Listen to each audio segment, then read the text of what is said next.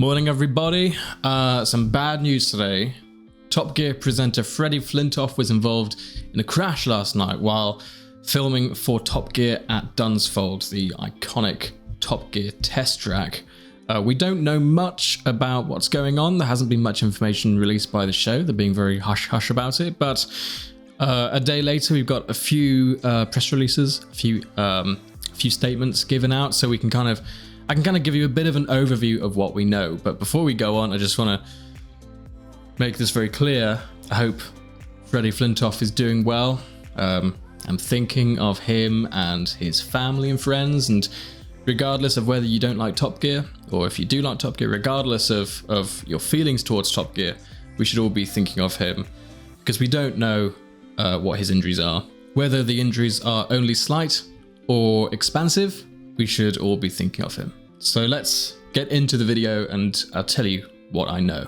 Okay, so originally the BBC released a statement.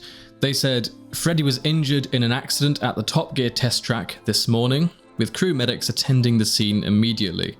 He has been taken to hospital for further treatment and we will confirm more details in due course. We later found out that he was airlifted from the track just like Richard Hammond was after he crashed the Vampire Dragster in 2006.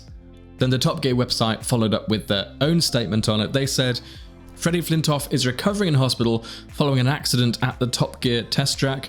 The Top Gear presenter and former cricketer was filming for TG TV at Dunsfold on Tuesday at the time of his accident. TopGear.com understands all health and safety precautions were in place. The accident didn't happen at high speed and that Flintoff's injuries aren't life-threatening. Okay, then later on today we found out that Flintoff's son, I didn't even know he had a son, but his son also released a statement to the press.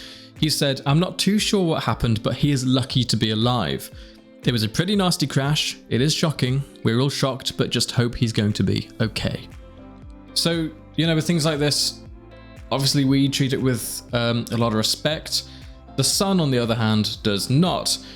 They plastered this to their website, calling their story an exclusive, and they made a joke out of it. Freddie steady crash, they wrote as their headline. I read that in pure disgust. But we don't expect anything less from the Sun, do we? It is a pure shit website and rag. Obviously, this has gone viral on Twitter. People have picked it up and people are not happy about it. One person said, yes, that's right. The Sun are leading their online coverage with a headline that pokes fun at a serious crash that resulted in Freddie Flintoff being airlifted to hospital. A despicable organisation that should have been liquidated years ago. Another said, the Sun headline making fun of the fact Freddie Flintoff has been flown to hospital after a serious crash. Disgusting. A third joined in, said, why in a civilised society are shit rags like this still in press? Freddie Flintoff in an accident serious enough to need airlifting to hospital, condition unknown, and they feel this is appropriate. Wishing him a speedy recovery and the Sun a speedy liquidation. Hashtag never buy the Sun. Yeah, pretty fucking disgusting, basically. So that's all we know. I'll keep you updated as we know more. I'm hoping that he's doing well. I'm crossing my fingers. I'm looking forward to the next series. We'll have a bit of Top Gear and the Grand Tour on this channel, so crossing fingers.